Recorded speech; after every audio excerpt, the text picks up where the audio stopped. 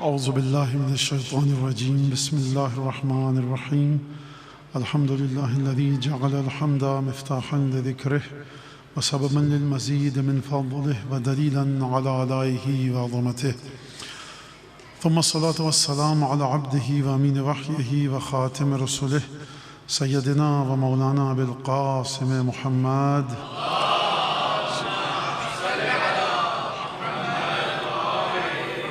وعلى أهل بيته الطيبين الطاهرين الذين أذهب الله عنهم الرجس وطهرهم تطهيرا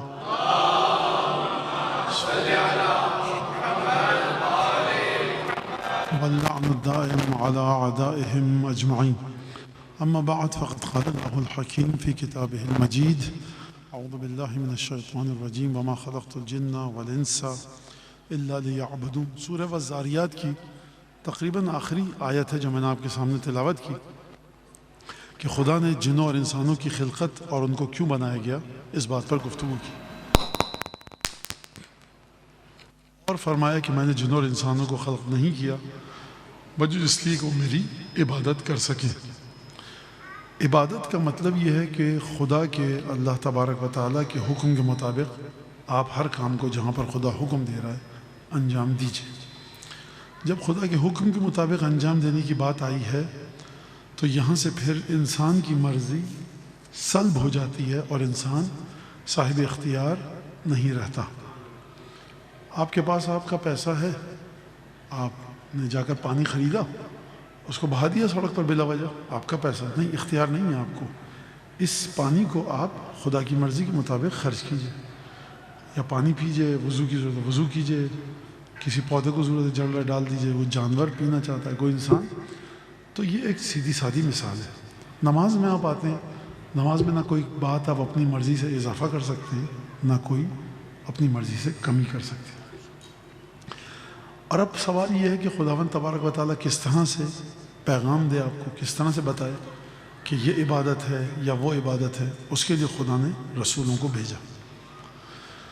جب رسولوں کو بھیجا تو رسول کے جانے کے بعد سلسلہ امامت کا آغاز ہوا، اور اب یہاں سے ہمارے یہاں جو روایت آئی ہے حدیث کہ جبریل آئے اور کہا کہ میں نے اس وقت تک، خداوند تبارک و تعالیٰ فرما رہا ہے کہ میں نے اس وقت تک کسی نبی کی مدت کو مکمل نہیں کیا اور ختم نہیں کیا جب تک کہ اس کے وصی کا تعین نہ کر دوں۔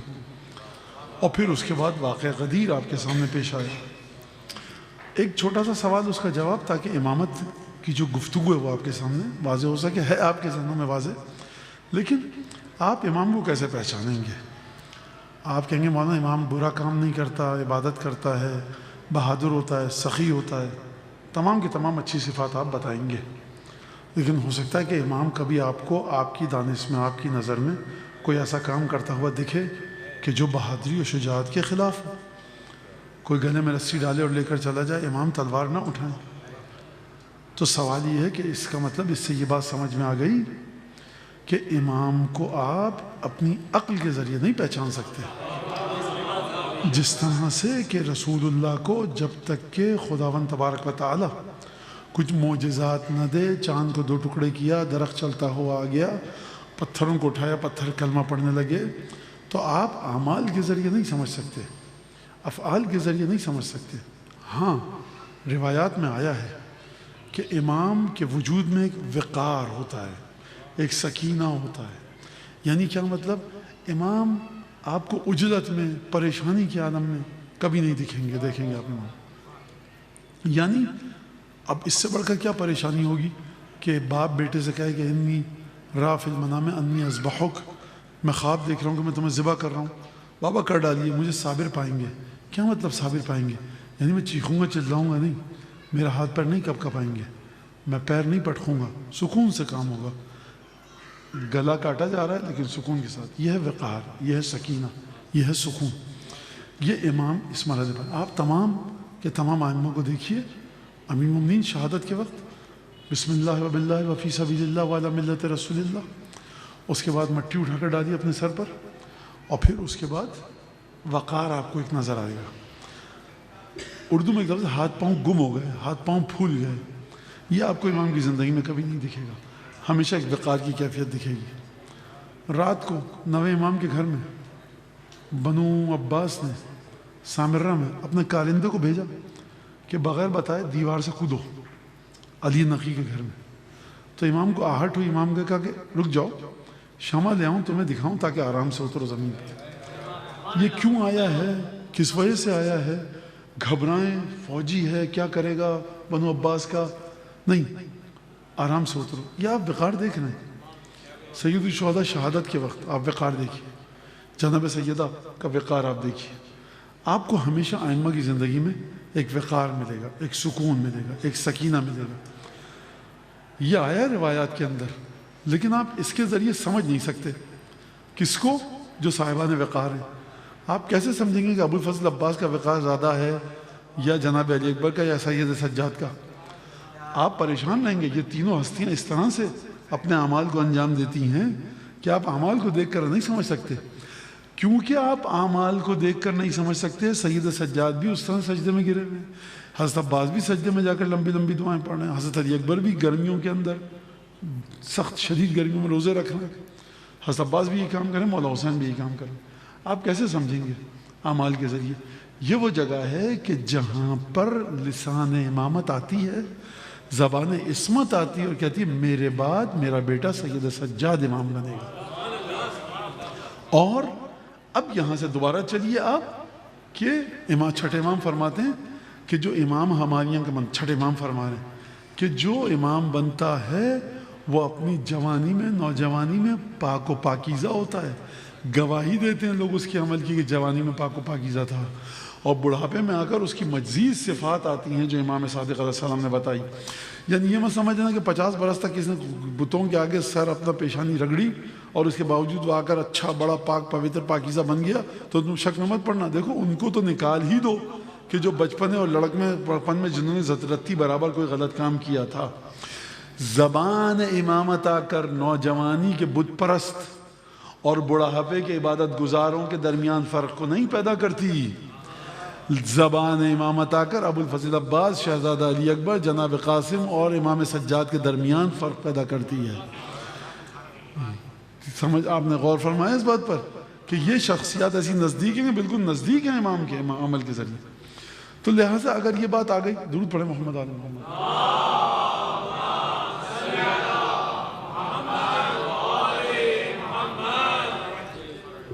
یہ بات آپ کی سمجھ میں آ گئی تو اب امام کی ضرورت ہر دور میں ہے۔ کوئی بچہ سوچے کہ غیبت کبریٰ ہے تو امام کی ضرورت نہ ہے تو پھر کہاں امام؟ پھر یہ ایک الگ گفتگو ہے۔ لہٰذا جو گفتگو یہ کل پدر بزرگ کا تابوت نکلے گا تو آج فرزند کے سلسلے میں گفتگو ہوگی، امام محمد باقر علیہ الصلوۃ والسلام۔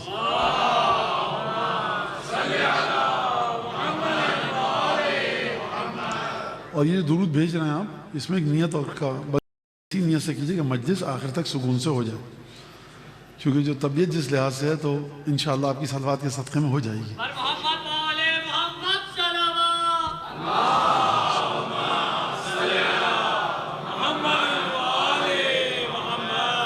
لہٰذا جو وصیت ہے امام صاحب باقر علیہ السلام کے لیے وہ کیا ہے کہ جب مہر کو توڑا امام باقر علیہ السلام نے تو یہاں وہاں پر جملہ تھا استنع الامہ، امت کی تعمیر کرو دوبارہ سے اثر نو، صدق آبائک الصالحین، جو تمہارے معصوم باپ دادا ہیں ان کی تصدیق کرو، افت الناس، حدث الناس و افتہم، لوگوں کے ساتھ گفتگو کرو، ان کو فتویٰ بتاؤ۔ فتوے کا مطلب کیا ہے؟ مسائل شریعہ کا حل۔ امام مجتہد نہیں ہوتا، امام یہ نہیں کہتا وسائل شیعہ کے دیکھ کے آیت پڑھوں، توجہ کیجئے گا۔ تو حدث الناس و افتہم، لوگوں کے ساتھ گفتگو کرو اور ان کو مسائل شریعہ کا حل بتاؤ۔ صدق آباک الصالحین، اپنے باپ دادا جو تمہارے معصوم ہیں ان کی تصدیق کرو، اور ولا تخشى الا اللہ، خدا کے علاوہ کسی سے مت ڈرو، قل الحق، جو سمجھتے ہو صحیح ہے وہ کہو۔ زمانہ اس طرح کا تھا، تب جا کر مجھے یہ لگتا ہے کہ زیارت عاشوراء امام باقر علیہ السلام نے بیان فرمائی ہے۔ امام سجاد کو بھی پتا تھا زیارت عاشوراء کا، امام امین المومنین کو پتا تھا، لیکن زیارت عاشوراء کب آئی ہے؟ امام باقر علیہ السلام نے بتایا۔ اچھا، اب یہ جو جملہ ہے حدث الناس، گفتگو کرو لوگوں کے ساتھ، شرعی مسائل کا حل بتاؤ، اور کوئی خیال مت کرنا کسی کا، بتاؤ صحیح سے بتاؤ سب کو۔ یہ جملہ اس وقت تک سمجھ میں نہیں آئے گا فرزند کا جب تک پدر بزرگوار کے سلسلے میں جو خدا نے فیصلہ کیا وہ سمجھ میں نہ آئے۔ امام سجاد علیہ السلام پر کیا حکم آیا؟ جو حدیث وصیت آئی، مہر کو توڑا اور جو لکھا تھا اس کے مطابق پڑھا اور عمل کیا۔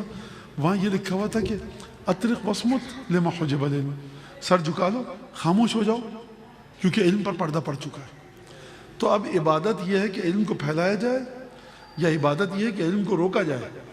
اگر عبادت یہ ہے کہ علم کو پھیلایا جائے تو امام سجاد عبادت تو نہیں کر رہے۔ ہو سکتا ہے کہ کبھی امام عبادت نہ کرے۔ نہ طریقہ یہ کہ علم کو پھیلاؤ، نہ طریقہ یہ کہ علم کو روکو۔ جب اس کا حکم ہے تو علم کو پھیلاؤ، اس کا اگر حکم ہے تو علم کو روک دو۔ لہٰذا آپ یہ بات توجہ کے ساتھ سنیے گا۔ امام کی زندگی میں قانون یہ ہے کہ امام ہمیشہ کھڑا ہوتا ہے، جو غلط کام ہوتا ہے اس کے سامنے آ جاتا ہے تو حضور بہت ادب کے ساتھ امام کی سیرت کو پڑھ لیجئے جا کر، اس کے بعد یہ جملہ کہیے گا۔ اور جب تک آپ امام ہمیشہ جہاں ذرا امام کھڑا ہو جاتا ہے سامنے آ جاتا ہے، تاریخ پڑھیے جا کر۔ کوفے میں مولا کی ظاہری خلافت ہے، امیر المومنین نہیں روک پائے بہت سارے غلط کاموں کو، مصلحتیں تھیں اس کی۔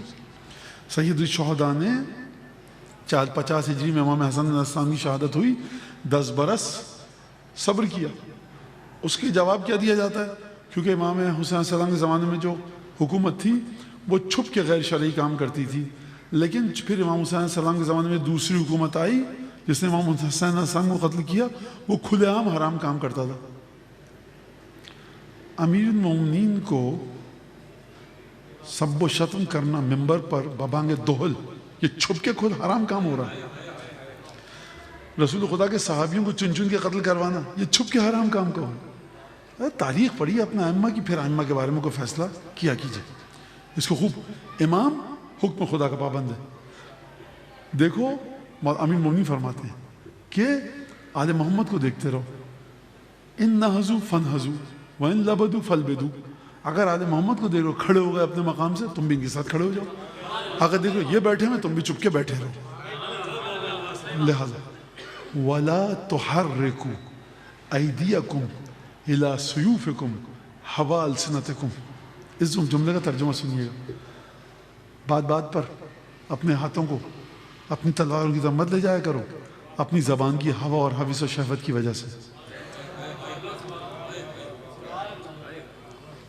ظاہر سی بات ہوئی، مولا کہنا کہ لا تحرکوا ایدیکم۔ تو کہنا مولانا آپ کی گمراہی پھیلا رہے ہیں۔ میں کہا سرکار میں کیوں؟ ہم وہ نہیں ہیں کہ کتاب والے نے حدیث لکھ دی میرا مولا کہہ کے چلا گیا۔ ہم وہ ہیں جو پہلے کتاب والے کو کہتے ہیں پھر مولانا کو۔ سرکار جو کچھ کہنا ہے نہج البلاغہ والے کو کہیے، مجھے مت کہیے۔ نہج البلاغہ میں قانون مولا دے کر جا رہے ہیں اور ہم پوری ضمانت لیتے ہیں اس بات کی۔ ہم نہیں کہتے وہ ہو گئی غلطی سے تو اس لیے ہم نقل نہیں کرتے، ہم کہتے پورے ہوش و حواس علم کے ساتھ مولا نے گفتگو کی اور ہم بھی بیان کر رہے ہیں ممبر سے مولا کے جملوں کو یہاں پر آ کر بیان کر رہے ہیں۔ لہٰذا امام یہ ہوتا ہے۔ اب امام باقر علیہ السلام کو کیا حکم دیا جا رہا ہے؟ بابا کو حکم یہ ہے کہ چپ ہو جاؤ، سر جھکا لو۔ بیٹے کو حکم ہے حدث الناس وافتہم، لوگوں کے ساتھ گفتگو کرو، حدیثیں بتاؤ ان کو شرعی مسائل کا جواب دو۔ واصطنع الامہ، امت کو خلق کرو، امت کی السرنو تعمیر کرو۔ یہ کس کی امت ہے؟ رسول خدا کی۔ رسول خدا امت کی تعمیر کر کے چلے گئے، امام باقر کو حکم دیا جا رہا ہے کہ تم امت کی السرنو تعمیر کرو۔ یعنی کیا مطلب؟ امت کو اپنا نماز روزہ حج زکوٰۃ نہیں پتہ، یعنی دوبارہ سے تعمیر کی جائے گی امت کی۔ ادھر آغاز میں سرکار ختمی مرتبت نے امت کی تعمیر کی، ختمی مرتبت کے چلے جانے کے بعد ختمی مرتبت کا وہ پوتا بیٹا نواسا سید الشہداء کا یہ فرزند اور پوتا حضرت محمد باقر کہ جن کی ولادت 57 ہجری میں ہوئی ہے۔ رسول خدا کب کہاں پر، رسول خدا کا انتقال اور رحلت کب ہوئی ہے؟ رسول خدا دنیا سے کب گئے ہیں؟ رسول خدا نے دنیا سے کب وصال فرمایا ہے؟ 10 ہجری۔ امام باقر کی ولادت کب ہے؟ 57 ہجری۔ کتنے سال بعد پیدا ہوئے ہیں؟ 47 ہجری۔ شہادت کب ہوئی ہے؟ 114 ہجری۔ 57 برس کی عمر ہے، 57 ہجری میں پیدا ہوئے، 114 ہجری میں شہید ہو گئے۔ 47 سال بعد جو پوتا پیدا ہو رہا ہے اس کو کہا جا رہا ہے کہ تم امت کی تعمیر کرو۔ یا رسول اللہ پروردگار یہ تیرا حکم ہے، امت کی تعمیر کیسے کرے گا؟ رسول خدا تو تعمیر کر کے چلے گئے؟ نہیں، گرد پڑ چکی ہے، غبار پڑ چکا ہے، دوبارہ جو گرد و غبار آ چکا ہے اس کو کھود کر اس کو زمین کی تہوں سے نکالے گا. جب کہا, اب آپ کی سمجھ میں آئے گی ایک بات جو میں آپ کی خدمت میں عرض کرنے والا ہوں. زمین کو ہٹا کر تہوں سے نکالے گا. جو یہ کام کرتا ہے اس کو کہتے ہیں باقر. لہذا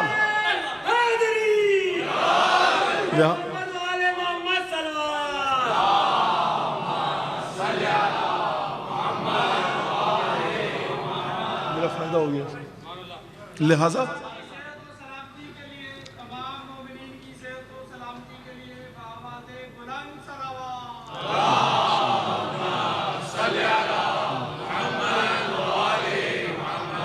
لہذا یہ جو لقب ملا ہے باقر العلوم یہ رسول خدا کی جانب سے ملا ہے اور امت کے عقائد پر گرد پڑ چکی ہے, غبار آ چکا ہے. باقر العلوم اس کو آ کر یبقر العلم بقرہ, جس طرح سے حل چلتا ہے زمین کے چھپے ہوئے خزانے باہر آتے ہیں, حضرت امام باقر چھپے ہوئے خزانوں کو باہر نکالیں گے. لہٰذا اب جا کر اصول کافی میں دیکھیے, آپ کو مولا حسین سے شاید کچھ حدیثیں ملیں, اکثر جو حدیثیں ہزاروں یا امام باقر سے ہیں یا امام صادق سے, ان دو ہستیوں سے روایت ملتی ہے ہم کو. دوسری چیز یہ, جب کام کریں گے تو تمام کے تمام لوگوں کے بعد کسی کے بارے میں یہ نہیں کہا رسالت مآب نے جو امام باقر کے بارے میں فرمایا. کہا کہ جابر دیکھو ستائش و تدرک, اے جابر ابن عبداللہ انصاری. کون جابر ابن عبداللہ انصاری؟ حدیث کے سوال جانتے ہیں, 40 کے مصائب جن کو یاد ہیں وہ جانتے ہیں. جابر ابن عبداللہ انصاری, تعیش و تدرک, اے جابر تم زندہ رہو گے اتنا حتی تلقا, یہاں تک کہ ملاقات کرو گے میرے بیٹے سے. اسمہ اسمی, اس کا نام میرا نام ہے. امام باقر کا نام محمد ہے. اور جب اس سے ملاقات کر لو فَأَبْلِغْهُ مِنِّي السَّلَامِ, تو اس کو میرا سلام پہنچانا. کیا مطلب سلام پہنچانا؟ اب پہلے اشیاء سے وعدہ ہے یہ, اور نوجوان کہہ رہے ہیں مولانا آپ نے کہا تھا رسول خدا کا پر جو سلام کیا جاتا ہے اس کے بارے میں اس کا کہ راز ہے, وہ راز مجھے نہیں پتا راز کیا, وہ راز مطلب ائمہ نے بیان کیا ہے وہ راز, تو وہ ہمیشہ رہ جاتا ہے. اور اگر یہ آج وقت نہیں ہے انشاءاللہ کسی نہ کسی انہی ایام میں اس بات کو جو روایت آپ کے سامنے پیش کروں گا. لہٰذا رسول خدا سلام پہنچا رہے ہیں, میرا سلام پہنچانا. کس کو؟ محمد باقر کو. مادر گرامی کون ہے؟ فاطمہ نام ہے. آپ سے ایک سوال کرتا ہوں, نسل امامت کس سے چلی؟ امام حسن سے یا امام حسین سے؟ امام حسین سے. امام حسن کی نسل کہاں گئی؟ ملاقات کیا ہے خون طاہر امام مجتبیٰ نے, اور خون طیب و طاہر حضرت سید الشہداء نے, اور خون طیب و طاہر, میں اس لیے کہ امام مجتبیٰ کی جگہ خون طاہر, امام حسین کا طیب و طاہر, تو یہ شہزادی کو بات پسند نہیں ہے اس طرح سے.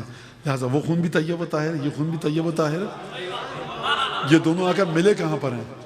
ملے کہاں پر ہیں؟ امام باقر میں. مادر گرامی جو ہیں امام باقر کی وہ ہیں فاطمہ بنت الحسن, امام حسن کی بیٹی.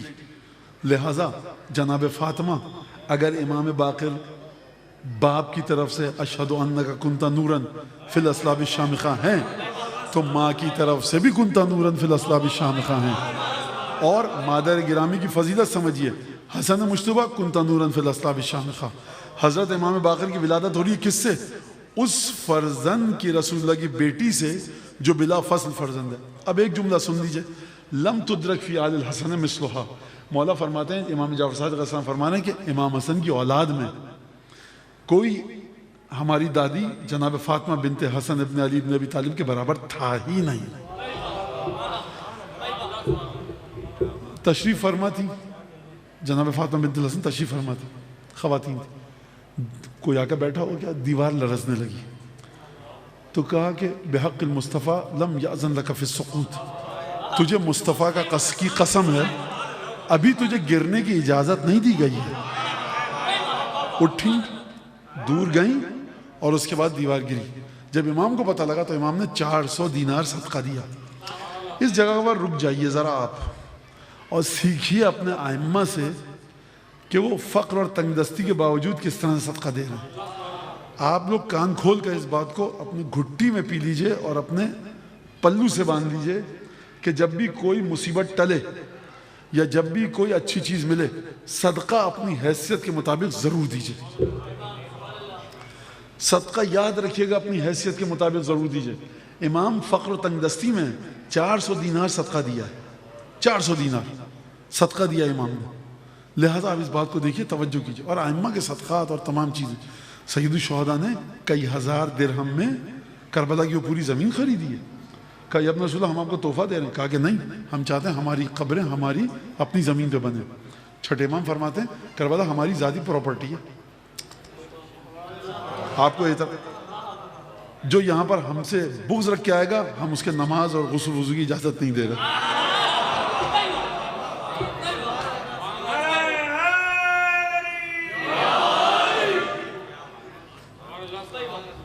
لہٰذا یہ اہل بیت کو دیکھیے کہ کس طرح سے امام حسین نے خریدی ہے زمین. محب کے لیے جائز ہے. آپ سوچئے ذرا, محب کے لیے جائز ہے. خیر, تو امام نے 400 دینار صدقے میں عادت بنائی ہے اپنی. اگر کچھ نہیں ہے تو کھانا جو پکا ہے وہ کسی کو دے کے آئیے. یہ بھی نہیں کر سکتے, کم از کم 2 رکعت نماز ہدیہ کیجیے امام زمانہ کو. 100 دفعہ صلوات پڑھیے. کوئی نیک عمل آپ سے سرزد ہونا چاہیے. یہ ایک بہت اہم چیز ہے.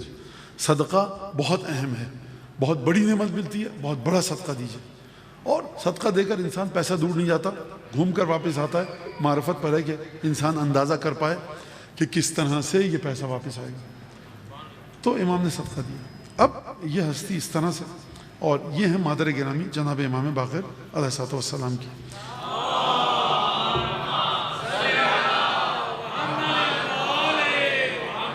تو اب آپ نے سمجھا اس بات کو کہ امام حسن امام حسین شجر نبوہ موضع رسالہ امام باقر کے وجود میں آ کر اکٹھا ہوا ہے. امام حسن کی نسل ختم ہو گئی نہیں, خون ہے امام حسن مجتبیٰ شامل ہے امام باقر کے وجود میں.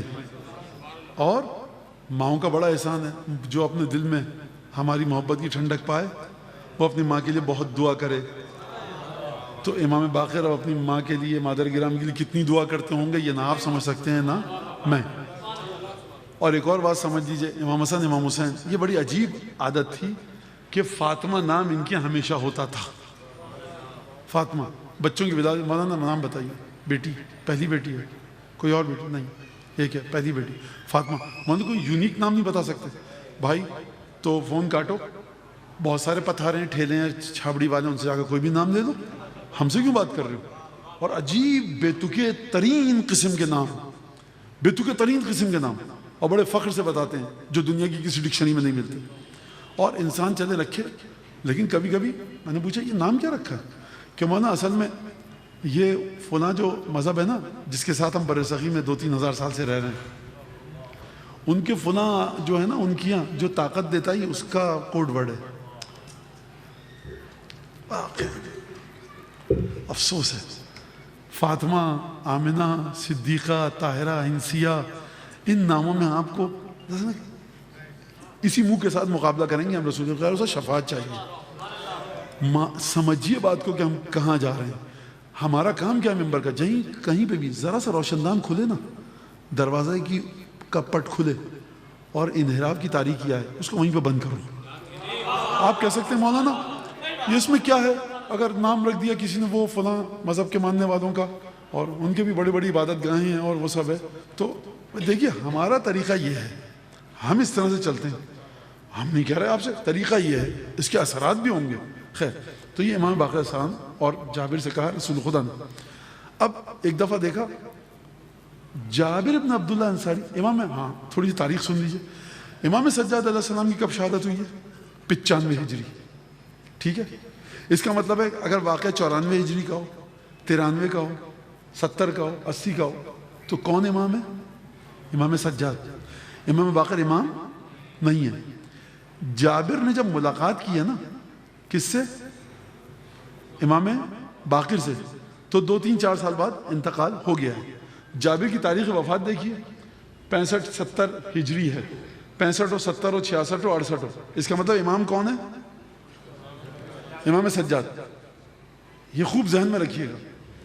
ایک دفعہ آئے, دیکھا, کہا کہ اقبل, آگے آؤ. امام باقر آگے آئے, کہا ادبر, پیچھے جاؤ. بینائی کمزور ہو چکی تھی امام باقر. اب میں جو امام کہہ رہا ہوں وہ صحیح نہیں کہہ رہا تاریخی حوالے سے, کیونکہ یہ جابر کی زندگی امام سجاد کی امامت کے دور میں ختم ہو گئی تھی. اس کا مطلب امام باقر امام نہیں. کا شمائل رسول اللہ، ہو چلنا پھرنا رسول خدا کی طرح. اچھا اب کہا کہ کیا نام ہے؟ کہا کہ محمد. اب دل کو کہا کہ ابن من؟ کہا علی ابن الحسین. جیسی اس نے روایت کے الفاظ ہیں فَانْكَبَّ عَلَى قَدَمِهِ يُقَبِّلُهُ، منہ کے بل قدموں پہ گرے اور چومنے لگے.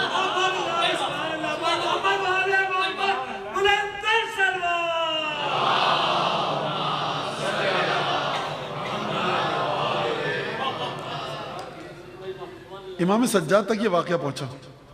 اس کا مطلب امام سجاد زندہ ہیں اور امام باقر امام نہیں ہے. کہا کہ واقعہ پتہ لگا کیا ہوا ہے بیٹا؟ کہا بابا جان یہ واقعہ ہوا ہے. کہا اب زیادہ گھر سے باہر مت نکلنا. اور پھر اس کے بعد جابر آئے. واقعہ ہے کہ جابر ایک واقعہ ہوا تھا، تم نے ہماری دادی کے ہاتھ میں تختی دیکھی تھی. امام نہیں ہے امام باقر اس وقت. کہا کہ وہ کیا کام ہے؟ مولا حسین یا مولا حسین کی ولادت کی خوشی میں گیا تھا مبارکباد دینے. دق الباب کیا، بی بی نے اندر آنے کی اجازت دی. تختی تھی، میں نے کیا ہے سبز رنگ کی تختی تھی، اس کے حروف میں سورج کی طرح کی روشنی نکل رہی تھی. میں نے کہا یہ کیا ہے؟ کیا بابا کو میرے سیدہ فرما رہی ہیں بابا کو میرے یہ تختی خدا نے عالم غیب سے بھیجی ہے تاکہ لیبشرنی بذالک، یا دوسرا نسخہ ملتا ہے لیسرنی بذالک، تاکہ میرے بابا مجھے خوشخبریاں دے سکیں. دوسری جگہ پر ملتا تاکہ میرے بابا مجھے خوش کر سکیں. یا خوشخبری کے طور پر تختی دی گئی یا خوش کرنے کے لیے تختی دی گئی. خوب توجہ کیجیے گا. سیدہ کو رسول خدا خوش فرمانے تختی سے. تختی میں کیا ہے؟ تختی میں فرمایا کہ میرے بابا، شوہر اور 11 اماموں کے نام ہیں. 11 اماموں کی امامت کا ذکر ہے، ایک ایک دو لائنوں میں، آدھی لائن میں، ایک لائن میں. اور بابا کا بھی ذکر ہے. بی بی نے نہیں فرمایا، میں فرما رہا ہوں. ساتھ ماں کا بھی ذکر ہے اور ایک لحاظ سے امیر المومنین کا بھی ذکر ہے. اچھا اب سوال کر رہا ہوں آپ سے. شہزادی کے 2 جملے ہیں. مجھے خوشخبری دی تختی دے کر. اس میں کس کے نام ہیں؟ 11 اماموں کے. چلیے فرض کر لیجئے 13 معصومین کے نام ہیں. یہ جو نام لکھے ہوئے ہیں یہ بی بی کو دے کر کون سی خوشخبری؟ تو بی بی کہیں گے اچھا ایک باقر نام کا بھی میرا بیٹا ہوگا. اچھا مجھے نہیں پتا تھا بابا جان. اچھا مہدی ہماری نسل ہوگا. اچھا ہمیں نہیں پتا تھا. بہت خوشی ہو رہی ہے مجھے. تو ہمارا سلسلہ امامت اچھا ہماری ہے، ہماری نسل سے چلے گا. طے کر لو بیٹا، چندہ میرا، پھر آگے بڑھیں. عقائد ابھی تک ہیں بچے ہوئے اپنی جگہ پر کہ نہیں ہیں؟ کہ بی بی کو نام دیے گئے تختی پر، آسمان سے آئے ہیں. اچھا بی بی کو شک تھا کہ خدا 12 میرے 11 بیٹوں کو پسند کرتا ہے کہ نہیں، میرے شوہر علی مرتضیٰ کو پسند کرتا ہے کہ نہیں. طے کر لیجئے تاکہ اچھی طرح سے یہ پوائنٹ اسٹیبلش ہو جائے تو ہم آگے بڑھیں. یعنی بی بی کو بابا کے ہاتھوں سے 11 اماموں کے نام جو لکھے ہوئے آئے ہیں یہ دل کو سکون دے رہے ہیں. لہٰذا اگر آپ کے گھر میں تغرا لگا ہے نا 12 اماموں کا، آپ کو دیکھ کے خوشی ہوتی. کیا خوشی ہو؟ فضول کام کیا بھائی. دیکھو یہ ہے سنت سیدہ. 12 اماموں کے نام دیکھ کر جو سکون ملے دل کو تو سنت سیدہ. درود بھیجیں سیدہ کی بارگاہ بلند آواز.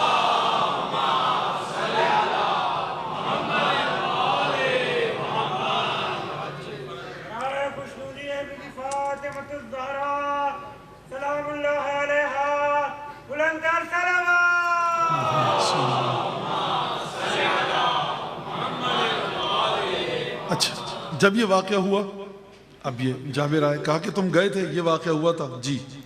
کہا کہ ہمارے پاس آؤ، ہمیں وہ اس حدیث کے بارے میں جو تختی پہ لکھا ہوا تھا گفتگو کرنی. کہا کہ یا رسول اللہ حکم دیجئے. جب کہا کہ متى یخف علیک، یہ ہے تمیز و تہذیب خانوادہ رسالت کی. جابر پیروں پہ گر کے بوسہ لے چکے ہیں لیکن چونکہ نانا کا بوڑھا صحابی ہے. جابر تم، میرے الفاظ ہیں، بوڑھے ہو، سونے جاگنے کا وقت نہیں ہے. کبھی پیر میں درد، کبھی کمر میں درد. ضعیف العمر ہے. 47 سال تو ہو چکے ہیں رسول خدا کی رحلت کو. جابر اس وقت 30-35 برس کے تھے. 70-75-80 برس کا بوڑھا صحابی نانا کا. کہا متى یخف علیک، جب تمہارے لیے آسانی ہو تب تم بتاؤ. آئے. کہا کہ یہ ہے وہ تختی، پھر میں نے لی تھی آپ کی مادر گرامی سیدہ سے اور پورے الفاظ لکھے تھے. تو آپ کو پڑھ کے سناؤ؟ کہا نہیں، تم اپنے سامنے رکھو، ہم پڑھ کے سناتے ہیں. تو جابر کہتا ہے ما خالفا حرف بحرف. جب محمد باقر نے مجھے تختی پڑھ کے سنائی تو ایک لفظ کی کمی بیشی نہیں تھی. سرکار آپ یہ تو نہیں سمجھ رہے کہ امام باقر کی امامت کا زمانہ ہے؟ امام باقر امام نہیں بنے ہیں تو واقف ہیں تمام رازوں سے. جب امام بن جائیں گے تو کس مرحلے پر جائیں گے؟ لہٰذا آپ اس ہستی کے بارے میں جو بعد میں امام بنے گا اور جو اس وقت امام ہے اس کے درمیان اگر ظاہری اعمال کو دیکھیں گے فرق نہیں کر سکتے. لہٰذا یہاں خدا کی دلیل چاہیے، حدیث چاہیے، نص چاہیے ہم کو. یہ امام باقر علیہ السلام ہے. اور معجزات تمام کی تمام چیزیں.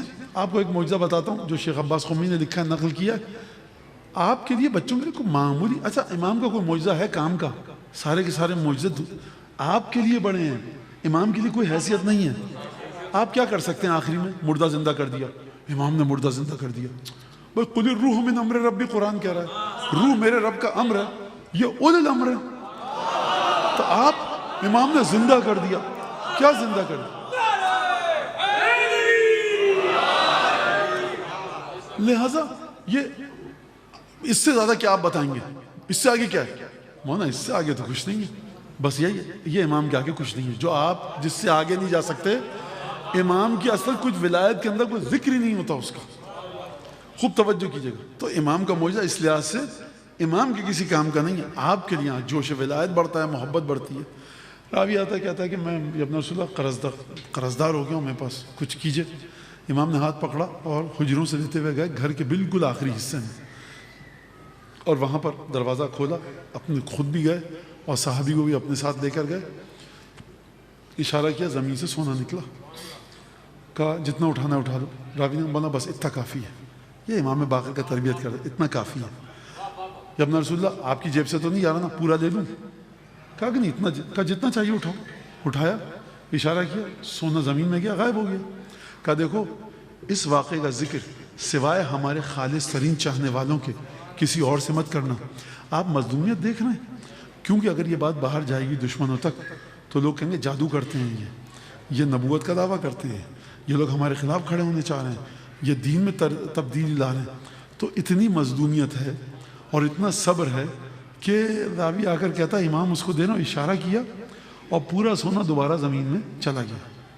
یہ واقعات ائمہ کے متعدد، امام ہادی علیہ السلام کا بھی یہ واقعہ ہے. لہٰذا اور پھر اس کے بعد امام نے اپنے شاگردوں کی تربیت کس طرح سے کی. زیارت عاشورہ آپ کو امام باقر علیہ السلام سے ملی. لہٰذا واقعہ یہ ہوا کہ پانچویں امام اور چھٹے امام. جب میں کہہ رہا ہوں پانچویں اور چھٹے امام تو اس کا مطلب یہ ہے کہ چھٹے امام نہیں تھے. میں آپ کو سمجھانے کے لیے کہہ رہا ہوں. پانچویں چھٹے امام گئے حج کرنے. ہشام بھی آیا ہوا تھا اور آیا ہوا تھا ولید. تو وہاں پر امام صادق علیہ السلام نے مکے میں خطبہ دیا فضائل اہل بیت پر. ٹھیک ہے، مطلب کام کی کوئی بات نہیں کہ فضائل اہل بیت پر خطبہ دیا.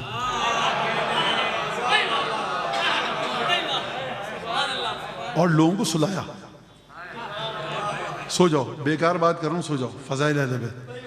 تو بنو ہاشم کے بارے میں، اہل بیت کے بارے میں گفتگو کی. جب گفتگو کی تو ظاہر سی بات ہے کہ اب اس کی عربی ایسی ہوگی فصاحت و بلاغت کی جواب نہیں لا پائے. تاریخ نے نقل نہیں کیا وہ خطبہ، بس واقعہ یہ ہوا. خبر پہنچی دمشق تک. کہا کہ دونوں باپ بیٹوں کو ہمارے پاس لاؤ.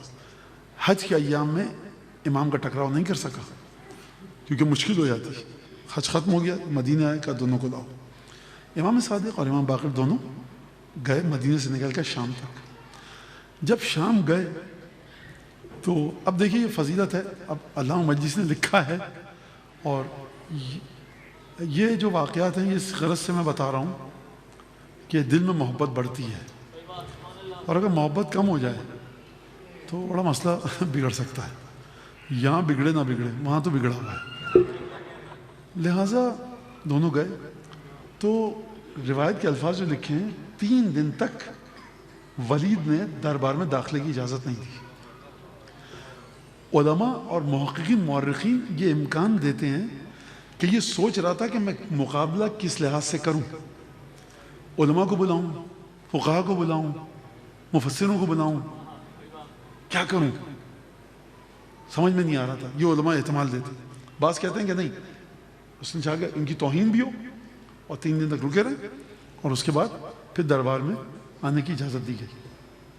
جب دربار میں آئے تو کھڑے امام, چھٹے امام, چھٹ پنے کی عمر کم سے, اور 5 امام باقر.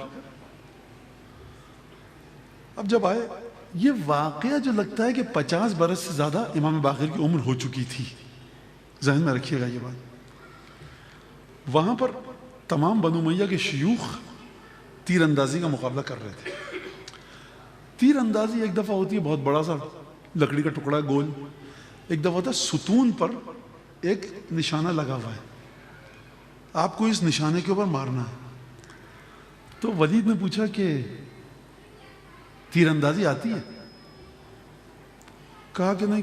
امام نے فرمایا کبرت سنی, اور یہ جو تیر انداز, میں بوڑھا ہو چکا ہوں, 50 برس سے زیادہ عمر ہے. تعاطیت فی ایام حداثت سن, یہ بچپنے میں تھا تو تھوڑا بہت کیا تھا.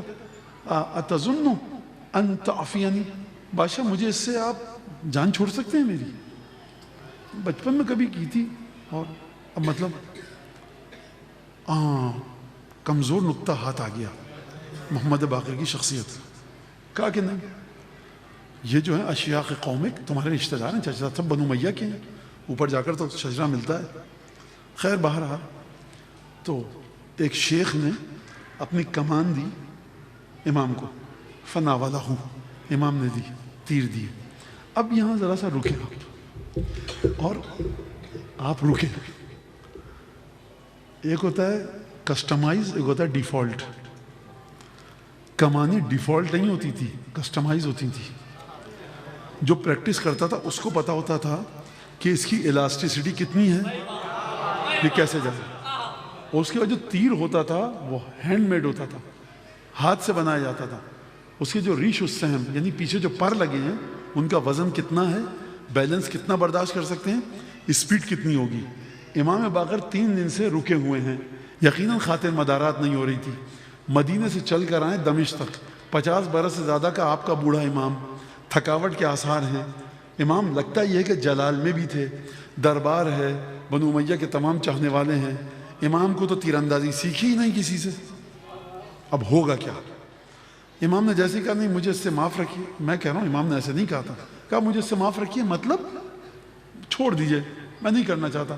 کہا کہ نہیں یہ تو کرنا پڑے گا آپ کو. کہا ایک بنو امیہ کے صاحب سے کہ اپنی اس کو محمد باقر کو کمان دو. اس نے کمان دی, امام نے دی. اور اس کے بعد روایت کے الفاظ ہیں کہ وضع السهم فی کبد القوس ثم انتزعہ, امام نے تیر کو رکھا کمان کے درمیان میں. اچھا تم یہ میرے جملہ ہے, تم یہ سمجھ رہے ہم نے نہیں سیکھی تو تم اپنے آبا و اجداد کی طرح سمجھ رہے ہو کیا؟ امام نے فوضع السهم فی کبد القوس ثم انتزعہ, کھینچا. امام کو تو پریکٹس نہیں ہے, یہ تو کمان اس کی ہے.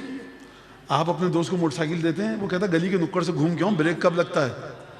ارے میاں آپ بھی یہی ماڈل چلا رہے ہیں, اسی کمپنی کی 120 سی سی, جو 200 250 70 سی سی 50 سی سی ہے, ٹھیک ہے, لیکن بریک کب لگتا ہے اور اس کے اندر آپ کے ویل الائنمنٹ صحیح ہے کہ نہیں ہے. مجھے جانا ہے بہت دور, تو چیک تو کر لوں.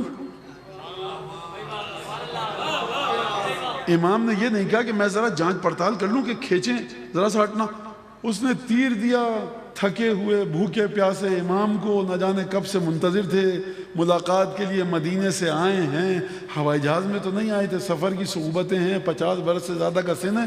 اور روایت کہتی ہے اس نے تیر دیا, امام نے تیر لیا, جیسے کہ بچپن سے اسی تیر سے امام فوضع السهم فی کبد القوس رکھا ثم انتزعہ, اور اس کے بعد کھینچا اور اس کو چھوڑا. نصب فی وسط الغرض, جو بچوں کے لیے کہہ رہا ہوں, hitting the bull's eye, bull's eye میں بالکل درمیان میں جا کر لگا. کہا کہ اچھا, کہا کہ اچھا ہو جاتا ہے, کہا دوسرا تیر دو. امام نے وہ بھی لیا, اس کو بیچ نہ رکھا. ثم روا نحو الغرض, اس کے بعد روایت کے الفاظ ہیں یہ کہ نصبا فواقہ حتی نصلہ، وہ تیر پچھلے تیر میں داخل ہوا، چیرتا ہوا گیا اور پچھلے تیر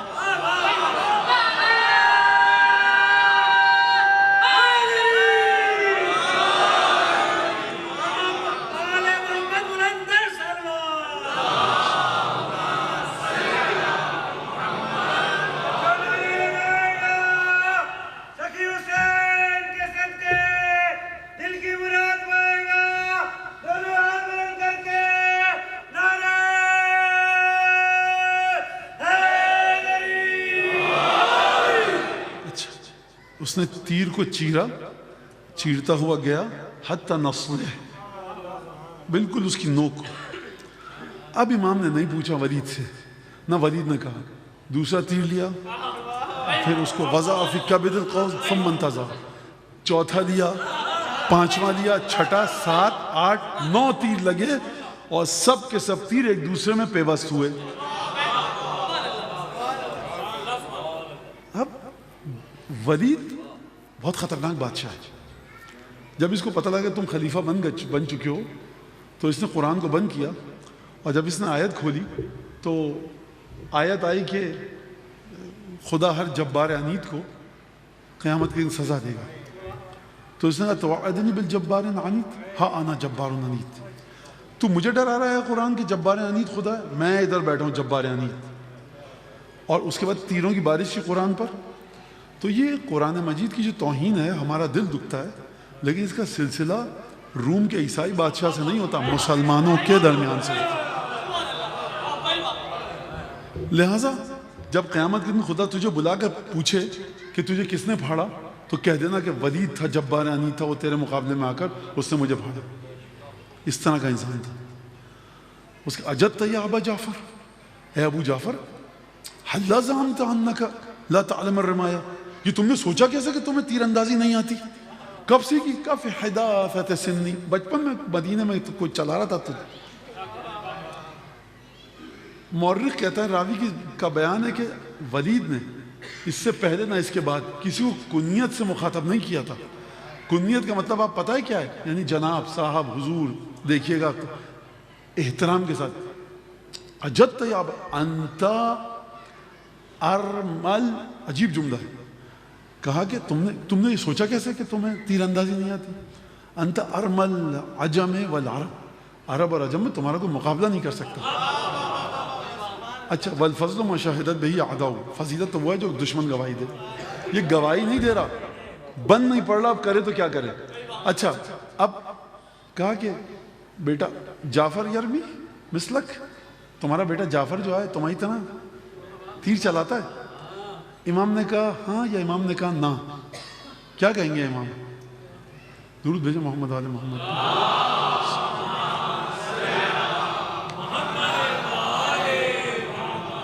یہ تھا جملہ امام کا جس کے لیے میں نے آپ کو تھکایا۔ امام نے جواب نہیں دیا، یہ نہیں کہا ہاں۔ آپ کے خیال امام کو کہنا چاہیے تھا ہاں؟ کیا کہنا چاہیے؟ لہذا درود پڑھیں ایک دفعہ محمد آل محمد۔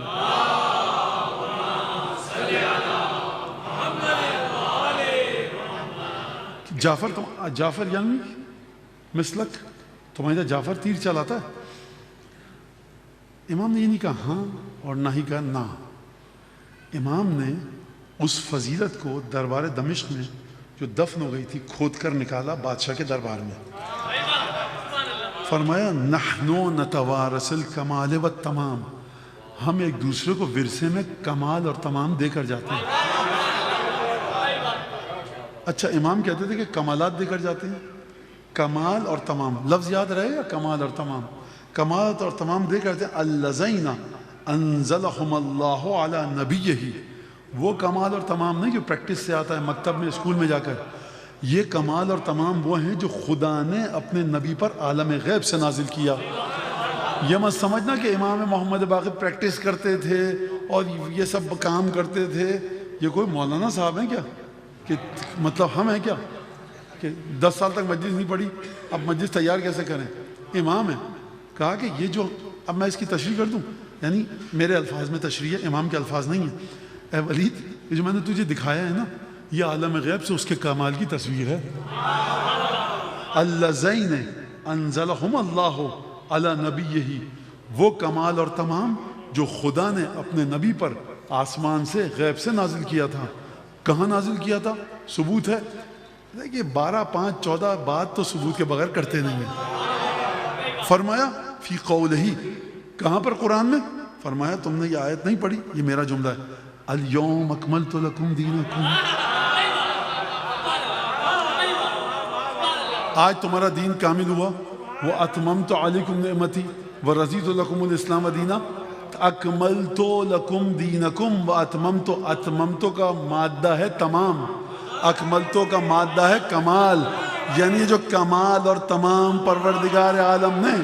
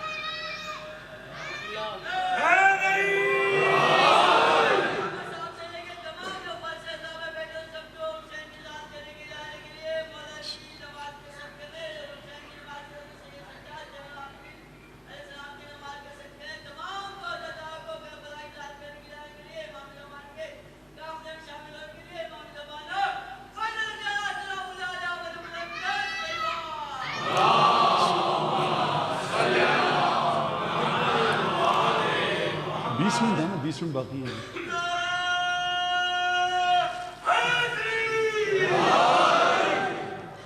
لہذا آپ سمجھتے ہیں صرف الیوم اکملت لکم دینکم، وہاں پہ من کنت مولا فہذا علی مولا. عالم غیب سے جتنا کمال نازل ہو سکتا تھا الیوم، جب خدا کہہ رہا ہے کہ میں کامل کر رہا ہوں، جب خدا کہہ رہا ہے میں مکمل کر رہا ہوں، میں پایہ تکمیل تک پہنچا رہا ہوں، میں تمام کر رہا ہوں، تو پروردگار تم نے تمام. تو اس میں تھوڑی سی کسر باقی رہ گئی ہے کھانے کے معاملے میں، جو ہمارے نوجوان تھوڑا سا نمک ڈال دیا جائے، تھوڑا سا فلاں مسالہ ڈال دیا جائے، یہ گھر تو خوبصورت ہے لیکن اس میں یہ کر دیا جائے، وہاں ایک کھڑکی بنا دی جائے. ایک ایک چیز جو عالم غیب سے اتری ہے، جس طرح سے آپ قرآن مجید میں زیر زبر پیش کو جگہ سے ہلا نہیں سکتے، اس طرح سے ذات علی ابن ابی طالب کی فضیلتوں کا آپ اپنی جگہ سے نہیں ہلا سکتے.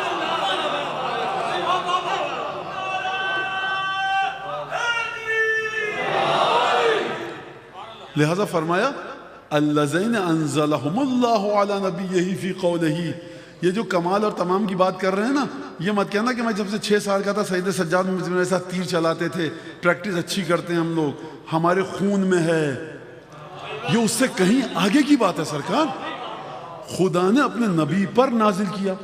اچھا میں ایک بات پوچھوں آپ سے، امام فرمائے نبی پر نازل کیا، تو یہ علی تک کیسے آ گیا؟ توجہ فرمائیے گا سرکار. جو چیز آپ کے وجود پر آتی ہے، آپ کی روح اس کا احساس کرتی ہے، آپ کا جسم اس کا احساس کرتا ہے، آپ کا گوشت اس کا احساس کرتا ہے، آپ کا خون اس کا احساس کرتا ہے. تو نبی کریم نے اسی بات کو سمجھانے کے لیے کہا تھا اے علی دموں کا دمی یا علی.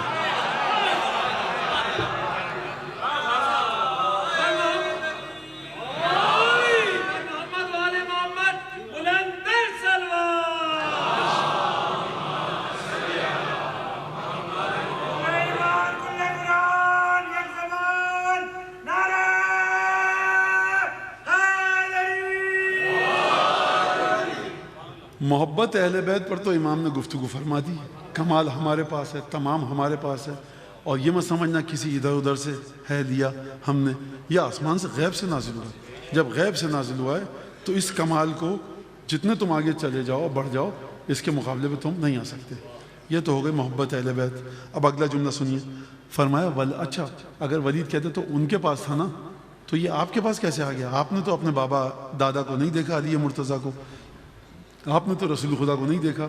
تو اب امام فرما رہے ہیں والارض لا تخلو ممن یکمل هذه الامور, والارض لا تخلو ممن یکمل هذه الامور, اور زمین کبھی بھی ایک ایسے امام کے وجود سے خالی نہیں رہتی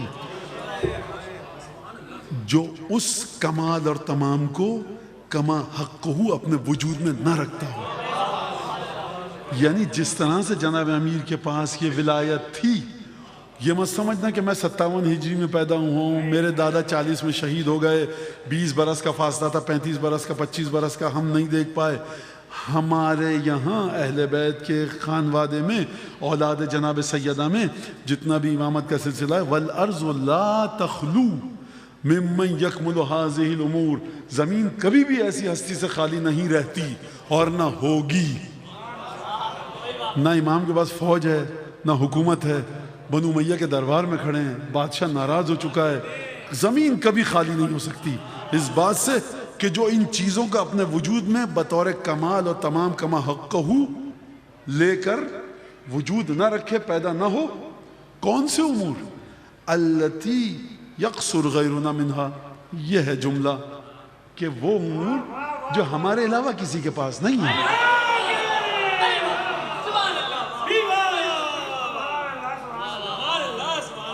درود بھیجو محمد علیہ.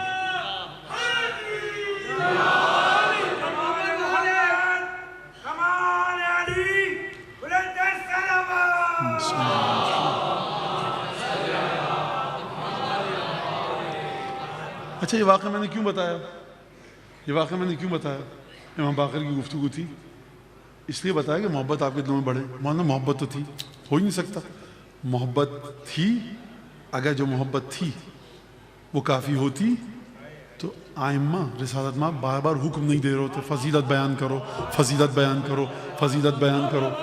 لہٰذا جو ابھی آپ کے دل میں محبت پانچویں امام کی ٹھاٹے مار رہی ہے, اس کے ساتھ جو آپ درود پڑھیں گے پانچویں امام کی بارگاہ میں, اس کی تاثیر کچھ اور ہوگی, اس کے اثرات کچھ اور ہوگی.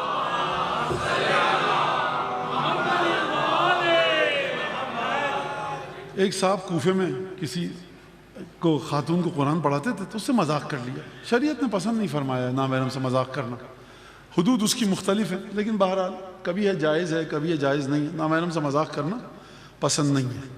لہٰذا یہ جب امام کے پاس آیا تو امام نے حجرے سے آواز دی کہ تم نے یہ کیا کام کیا؟ کیا ابن رسول اللہ, مطلب کوفہ مدینہ کہاں, یا وہ کیسے پتہ چل گیا؟ تو امام نے فرمایا اتظن انہ لیس لنا عیون بصیرہ وآذان سمیعہ, کیا تم یہ سمجھتے ہو کہ ہمارے کان ہر چیز کو نہیں سنتے, ہماری آنکھیں ہر چیز کو نہیں دیکھ رہی ہوتی؟ معکم, یہ ہماری آنکھیں اور کان تمہارے ساتھ ساتھ رہتے ہیں. جو تم کام کر رہے ہوتے ہیں وہ ہم اس کو دیکھ رہے ہوتے ہیں, جو تم جو باتیں کہہ رہے ہوتے ہیں ہم اس کو سن رہے ہوتے ہیں. عودوا انفسکم علی فعل الخیر, پھر امام نے فرمایا اپنے نفس کو, اپنی روح کو تربیت دو, عادت ڈالو کہ وہ خیر کے کام کر سکے. اب یہ جو حدیث ہے آپ سمجھتے ہیں کہ اتنی معمولی ہے کہ میں پڑھ کے آگے بڑھ جاؤں؟ عادت دینا کار خیر پر اور ہے, کار خیر کو انجام دینا اور ہے. آپ سب کو نماز کی عادت ہے, الحمدللہ عادت ہے. اچھا کوئی یہ نہ کہ مولانا عادت نہیں ہے عبادت ہے. بھائی عبادت اگر عادت میں شامل ہو جائے تو کیا برا ہے؟ لائٹ جاتی ہے تو آپ درود پڑھتے ہیں, لائٹ آتی ہے تو درود پڑھتے ہیں, کوئی گرتا ہے تو درود پڑھتے ہیں, کوئی اٹھتا ہے تو درود پڑھتے ہیں, بیمار کو یہ آتا ہے تو آپ صلوات پڑھتے ہیں, صحیح ہو جاتا ہے تو صلوات پڑھتے ہیں. تو آپ کے پاس ہر درد کی دوا صلی اللہ علیہ محمد ہے. عبادت عادت میں شامل ہو جائے تو کیا حرج ہے؟ تو اس میں کوئی بری بات نہیں اگر قصد قربت نہ ہو. بہرحال وہ آپ کو چیزیں پتہ ہیں. تو عبدوا انفسکم علی فعل الخیر, اپنے آپ کو عادت دو نیک عمل کی. نیک عمل کرنا اور ہے, عادت دینا نیک عمل کی اور ہے. میں مثال دیتا ہوں آپ کو کیسے. فرض کیجیے ایک شخص ہے, صدقہ دینا اس کو تکلیف دیتا ہے. ایک شخص ہے, نماز پڑھنا اس کو لیے مشکل ہے بڑا. اور میں آپ کے معاشرے کی, اپنے معاشرے کی مثال دوں. بچوں کو آپ کہتے ہیں بیٹا آج سحری کرو, صبح 9 بجے جو اٹھ کے ناشتہ کرنا تو تمہارا 3 گھنٹے کا روزہ ہو جائے گا. پھر آپ کہتے ہیں بیٹا اب 9 بجے کچھ کھا لو, اب 12 بجے کچھ کھانا. عودوا انفسکم علی فعل الخیر, عادت دے رہے ہیں آپ کس کے اوپر؟ اچھے کاموں پر. جناب سیدہ کی تسبیح پڑھ رہے ہیں آپ, عادت دے رہے ہیں. جلدی سے دوست بلا رہا ہے, انگلی پر تو پڑھ لوں, اچھا کام ہے, بڑی فضیلت ہے, عادت ہو جائے. آپ نماز کی عادت ہے, ہمارے بچوں کو الحمدللہ قضا ہو جاتی ہے تو پڑھ لیتے ہیں جا کر, یہ عادت ہے, سمجھ رہا ہے وہ. لہٰذا اور یہاں پر مزید آسان کر کے تشریح کروں اس کی, یعنی اچھے کاموں کے سلسلے میں آپ کی روح ان سے جڑ جائے, پھر آپ کو تکلیف زحمت کا احساس نہ ہو اچھے کام کو انجام دیتے وقت. یہ ایک. اور پھر فرمایا وَكُونُوا مِنْ أَهْلِهِ حَتَّى تُعْرَفُوا بِهِ, اچھے کام کے اہل میں سے بنو, اہل الخیر میں سے بنو. تُعْرَفُوا بِهِ, اتنی نیکیاں کرو کہ تمہارا تعارف جو کیا جائے معاشرے میں وہ خیر کے افعال کے ذریعے کیا جائے. وَيُصْبِحْ عَلَامَةً عَلَيْكُمْ, اور اچھائی تمہاری علامت بن جائے, اچھائی تمہاری علامت بن جائے. یہ امام کی وصیت بھی کہی ہے, نصیحت بھی کہی ہے. لہٰذا ایک صحابہ ہمارے یہاں ہوتا ہے نا کہ مولانا ایسے ہیں, اتنی صفیں ہیں اور اتنا ماتم ہوتا ہے, اور ایسے امام باڑے, ایسی مسجدیں, یہ قرآن سینٹر, یہ دینیا سینٹر. صحیح, اچھی بات ہے. کوئی صحابہ امام کو بتایا, امام نے پوری داستان سن لی تو کہا کہ کیفا عیادۃ الاغنیاء للفقراء, تمہارے یہاں کہ پیسے والے غریبوں کا خیال کس طرح سے رکھتے ہیں. یہ ہے اہم ترین چیز کہ جو ہم کو امام سکھا رہے ہیں اور امام ہم کو سمجھا رہے ہیں. ممبر کا ایک بہت بڑا کام یہ ہے. دیکھیے آپ کہیں مولانا آپ نے تو یہ کام نہیں کیا اور آپ تو یہ کام کرتے ہی نہیں. بھائی میں کیا کروں, جب ہم 4 قدم آگے بڑھتے ہیں کوئی پیچھے کھینچ لیتا ہے ہم, پھر ہم وہیں سے شروع کرتے ہیں. یعنی جب بنیادی طور سے محبت اہل بیت اور عزاداری اور عشق عزا کے اوپر حملے ہو رہے ہوں تو میں آپ کو کیسے بتاؤں کہ ائمہ نے رزق حلال کے بارے میں کیا کہا ہے. اور میں نہیں سمجھتا کہ جو فرش عزا پر آتا ہے اس کو اس بات کے درس کی ضرورت ہے کہ کھانا ہمیشہ رزق حلال. خود بخود نورانیت ایسی ہے اس فرش کی کہ انسان اگر اس فرش سے جڑ جائے حرام سے خود بخود دور ہوتا رہتا ہے. اور آپ جو یہ سمجھ رہے ہیں کہ آپ یہاں بیٹھے ہیں تو یہ آپ بیٹھے نہیں, ارادہ کیا, پوسٹر چھپا, واٹس ایپ میں. سرکار یہ آپ کے والدین کی تربیت تھی جو مجھ سے پہلے یہاں پر کہیں پر ذاکرین تھے, انہوں نے آپ کے ذہن کو بنایا. لہٰذا ہمارے معاشرے کے اندر بہت ساری خامیاں ہیں, اور ممبر کی خامی یہ ہے کہ جو میں بتاؤں گا اب آپ کو, معارف اور تعلیمات اہل بیت کی خامی کوئی نہیں ہے. حتیٰ امام نے زندگی گزارنے کے طریقے بتائیں یہاں, لیکن بنیادی چیز جو کہ محبت اہل بیت ہے, ولایت جناب امیر ہے, عشق اور عزاداری ہے, اور عزاداری کے جو شاعر ہیں جو معارف اہل بیت ہیں, بنیادی معارف پر جب چوٹ اور ضرب پڑ رہی ہے تو آپ کیا بات کریں گے کہ امام نے کاروبار کا سلیقہ کیا سکھایا ہے, کہ اب کیا بچے گا کیا. لہٰذا لیکن میں ایک چیز نوجوانوں سے کہوں کہ دیکھیے آپ کے ائمہ نے حلال کام کرنے کو شرم نہیں محسوس کیا. اس میں شرم محسوس کیوں کرتا ہے ہمارا نوجوان؟ کیونکہ معاشرہ ایک غلط روش پر چل چکا ہے. اب میں ان پیشوں کے آکوپیشنز یا ان چیزوں کے نام نہیں لوں گا جس کو کہتا اچھا یہ بن گئے, کیونکہ میں نہیں سمجھتا کہ برے ہیں, لیکن معاشرہ سمجھتا ہے کہ میرا مومن عزادار بیٹھا ہو اس کو برا نہ لگ جائے, کہیں اس کی توہین ہو جائے, تو یہ غلط چیز ہے. ایک لفظ میں استعمال کر رہا ہوں, ہمارے یہاں سب ڈگری کالج, اس میں جاؤ ڈگری دی جائے, اسکلز, مہارتیں.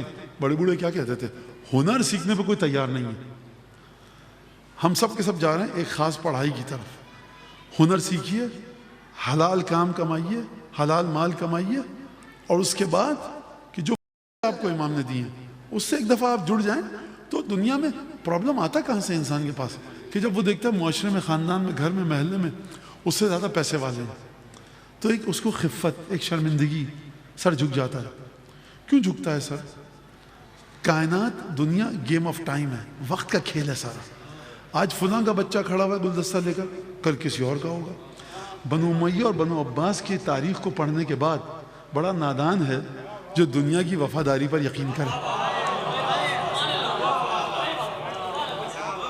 یعنی جن سے اہل بیت کی اولادیں چھپتی پھر رہی تھیں, بنو عباس نے چن چن کر اس طرح سے قتل کیا کہ وہ چھپتے پھر رہے تھے بنو عباس. پھر بنو عباس آئے تو انہوں نے اس سے زیادہ ظلم کیا ائمہ پر, امامزادوں پر.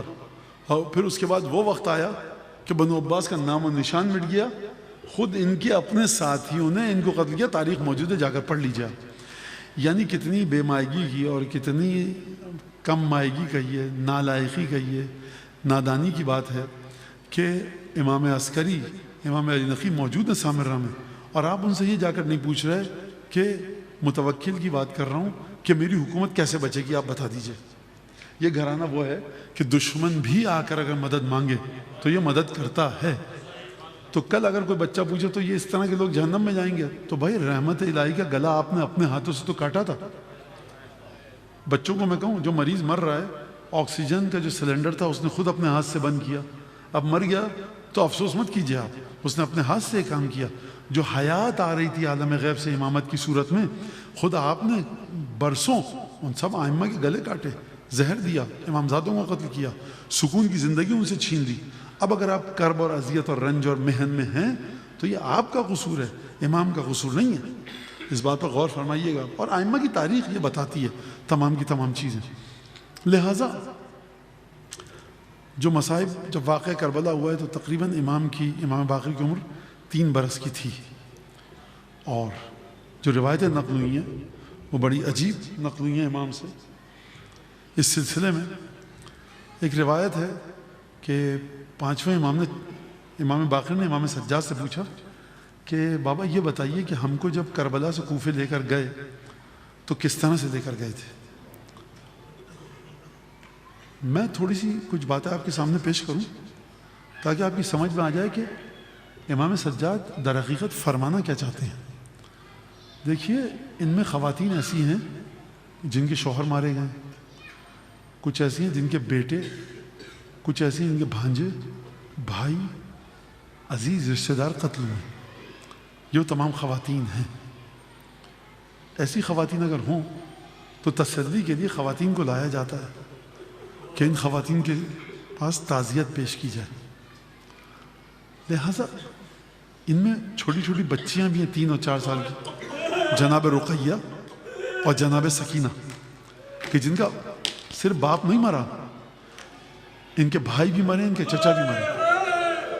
میں نے آپ کے سامنے پہلے بھی کہا تھا، بعض ارباب مقاتل نے، مقررین نے یہ کہا ہے کہ یہ 3 سال کی جو بچی تھی نا امام حسین کی، کربلا میں گفتگو کرتی ہوئی دکھائی دے گی آپ کو یہ بیٹی، کربلا سے پہلے، روز عاشورہ، 9 محرم کو، لیکن شام غریبہ کے بعد آپ کو اس بچی کا ایک جملہ نہیں ملے گا۔ اس کا معنی سمجھا؟ یعنی بچی کے دل پر غم اور اندو اور حزن و ملال کا ایسا حملہ ہوا تھا کہ بچی کی قوت گویائی سلب ہو چکی تھی۔ جب یہ ہوا تو امام سجاد فرماتے ہیں بیٹا سب سے پہلے انہوں نے شہداء کے سر رکھے تھے، اس کے بعد ہم تھے، خواتین تھیں اور فوجی ہمارے ساتھ چلتے تھے۔ ان میں سکینہ بھی ہے، ان میں رقیہ ہیں، فروا ہیں، رباب ہیں، فضہ ہیں، زوجہ ابو الفضل عباس ہیں۔ جب کسی خاتون کے دل پر اتنے غم ہوں تو خواتین آئیں کلیجے سے لگائیں۔ مولا امام سجاد فرما رہے ہیں کلما دمعت عین واحد منا، اے بیٹا سید، اے بیٹا محمد باقر، ہم میں جب بھی کسی کی آنکھ سے آنسو نکلتا تھا نا، تو کیا آپ کے خیال میں لشکر یزید پانی کا جام دیتا تھا؟ فرمایا طعنا رأسنا بالرمح، یہ ظالم ہمارے سروں میں نیزے کی انیاں چبوتے تھے۔ آپ مجھے یہ بتائیے کہ کیا تعزیت کا یہ دستور نرالا ہے؟ دنیا میں کہاں پر ہوتا ہے کہ جس کے باپ، بھائی، بھتیجے، بھانجے مارے جائیں، اس کو نیزے کی انیاں گاڑی جائیں اس کے سر میں؟ یہ امام باقر علیہ الصلوۃ والسلام کے ساتھ یہ واقعہ ہے۔ آپ نے گریہ کیا، خدا آپ کو اس کا اجر دے۔ یعنی بس جملے آخری مصائب کے کہ لکھا ہے کتاب میں کہ امام حسین السلام کان یقرأ القرآن، قرآن پڑھ رہے تھے، اس دخلت علیہ زینب، امام قرآن پڑھنے، زینب کبریٰ آئیں،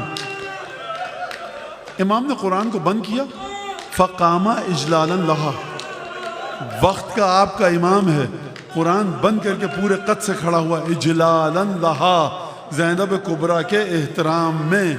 میں بی بی زینب سے بس آخری بات آپ کی خدمت میں کہوں گا، بی بی جب آپ عبید اللہ کے دربار میں داخل ہوئی ہوں گی تو یاد آیا ہوگا کہ ایک وقت وہ تھا کہ جب بھیا حسین احترام میں کھڑے ہو جاتے تھے۔ یہاں پر واقعاً حق ادا ہونا چاہیے آیت اللہ العظمیٰ سید محمد حسن شیرازی کا، شاگرد آئے، ان کے شاگرد آئے، سامرہ 1892 میں انتقال ہو چکا ہے، کہا عاشور کا دن ہے، یاسر عاشور، مصائب پڑھو مولا کی۔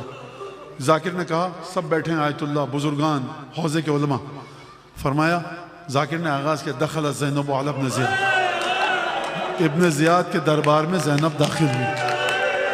آیت اللہ نے امامہ پھینکا، منہ پر تماچے لگائے، اشارے سے روک دیا، کہا حضور مصائب کا پہلا جملہ ہے۔ کہا مجھے تو یہ بتا کہ فاطمہ اور علی کی گود کی پالی زینب کبریٰ رسول زادی ابن زیاد جیسے بد کردار کے دربار میں داخل ہو، وہ ملعون وہاں موجود ہو، اور رسول کی بیٹی رسن بستہ ہو، تو مجھے یہ بتا کہ اب اس کے بعد مصائب کی کوئی کسر باقی رہی ہے؟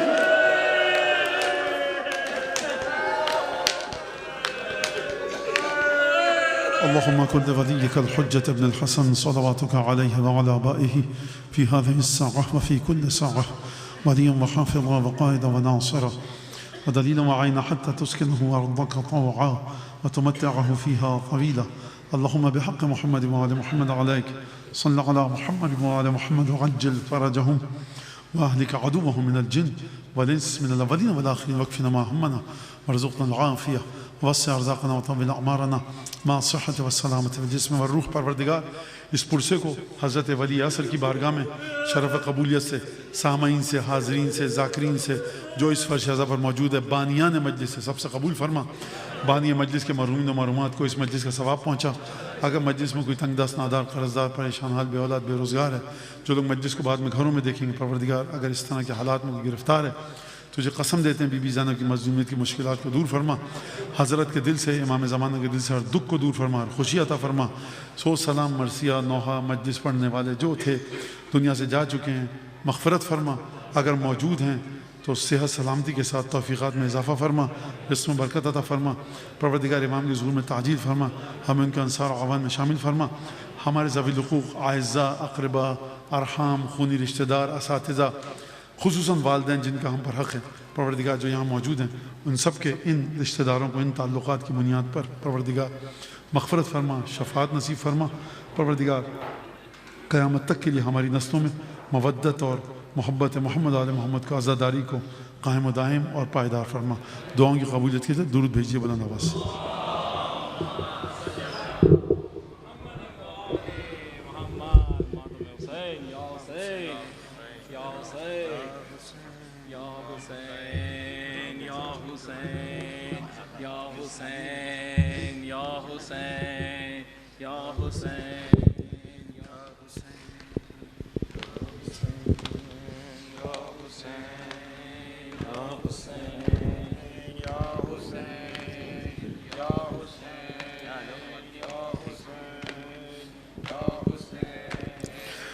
تھوڑا آگے آگے تشریف لے آئیے.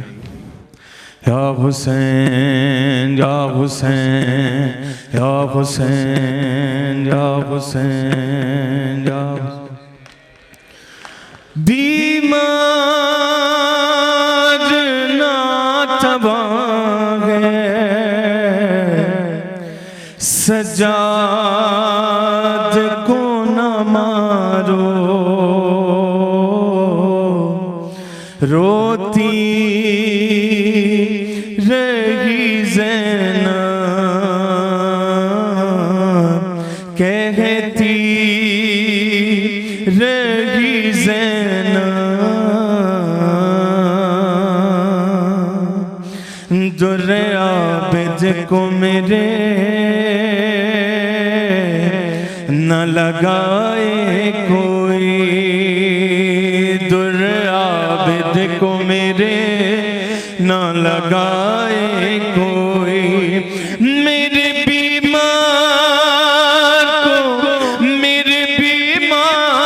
کو قیدی نہ بنائے کوئی در عابد کو میرے نہ لگائے کوئی در عابد کو میرے نہ لگائے کوئی در عابد کو میرے سب بولیں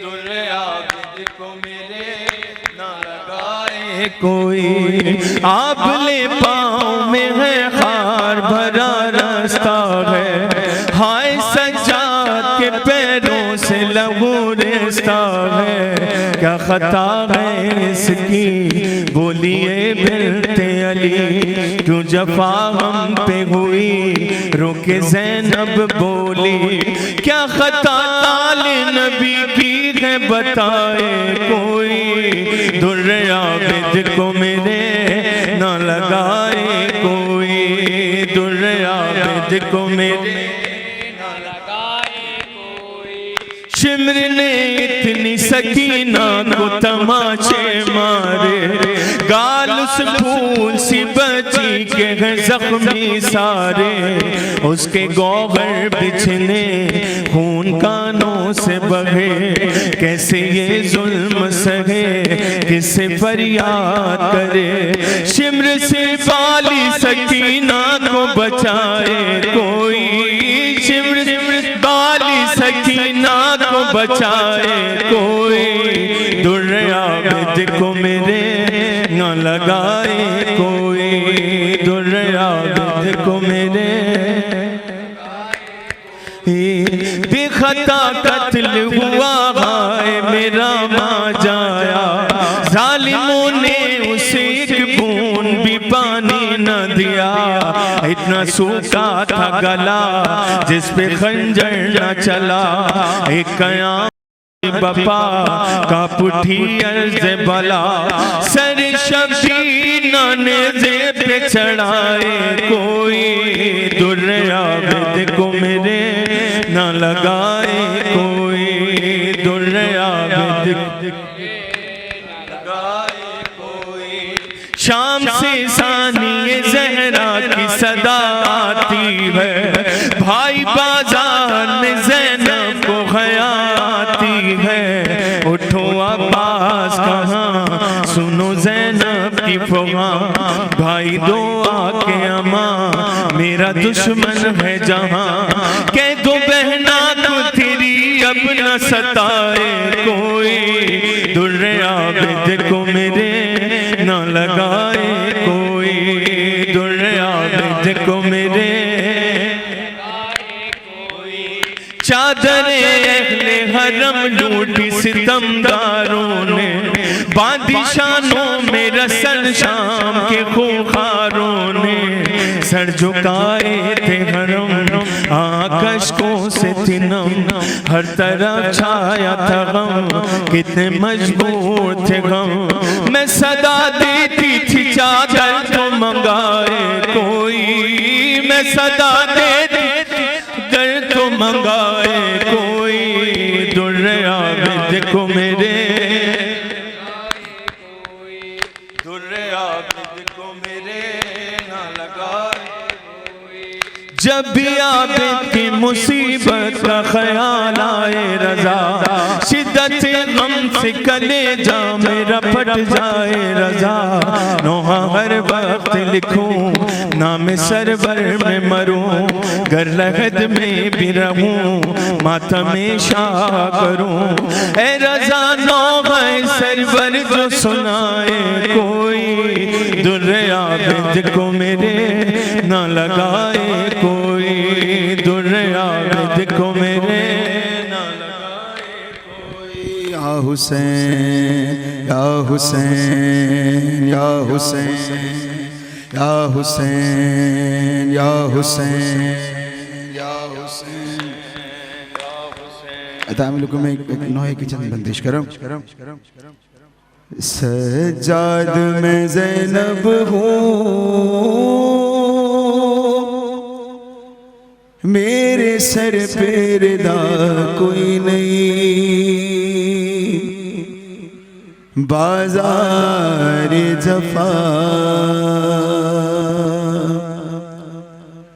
مجمع ہے کوفیوں کا میرے چلنے کی جا کوئی نہیں بازار جفا سجاد میں زینب ہوں میرے سر پہ ردا کوئی نہیں بازار جفا سجاد میں زینب میرے سر پہ ردا کوئی نہیں باندھا سجاد میرے سر سے نوبھار چھنی چادر بلوے میں نبی زادی پھر بائی گئی در در مل جائے ردا مجھ کو اور میری دعا کوئی نہیں بازار سجاد میں زینب ہوں میرے سر پہ ردا سجاد میرے دل کو یہ درد ستاتا ہے سر غازی کا نیزے سے جب خاک پہ آتا ہے سر میرا کھلا دیکھے غم سے بڑا کوئی نہیں بازار جفا میں زینب ہوں میرے سر پہ ردا کوئی نہیں بازار سجاد چلوں کیسے لاکھوں ہیں تماشائی یاد آتا ہے رہ رہ کے عباس میرا بھائی فریاد کروں تجھ سے اب تیرے سوا کوئی نہیں بازار جفا سجاد میں زینب سر پہ ردا کوئی نہیں بازار معلوم ہے ادا کو غازی کی بہن ہوں میں بے دست ہے وہ غازی پابند رسن ہوں میں یاد آئی وفا اس کی جب پاس رہا کوئی نہیں بازار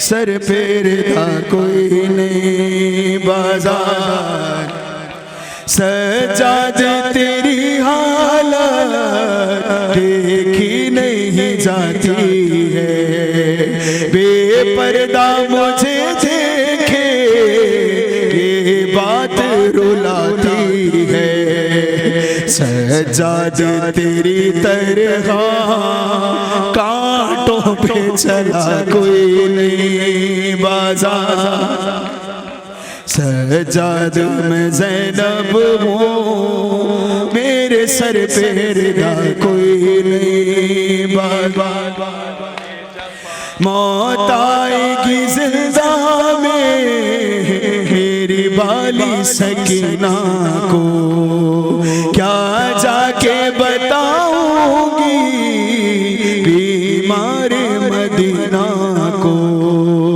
ہم دل پہ اٹھانے کو اب باقی بچا کوئی نہیں بازار جفا سجاد میں زینب ہوں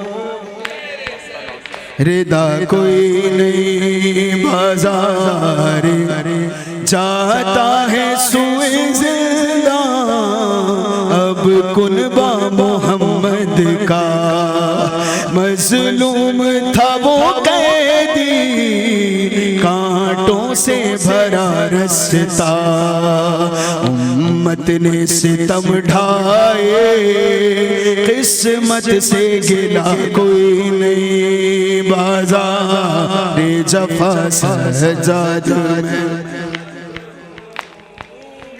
سر پہ ردا کوئی نہیں بازار اور بازار ستم میں تھا زینب کا چھاچا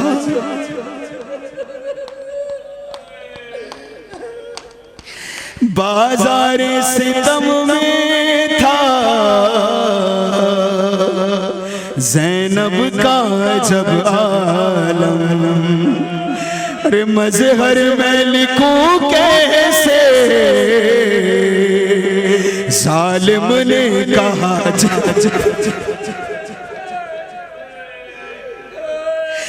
مظہر میں لکھوں کیسے ظالم نے کہا جس دم ارے ہے کون تیرا ہے کون تیرا وارث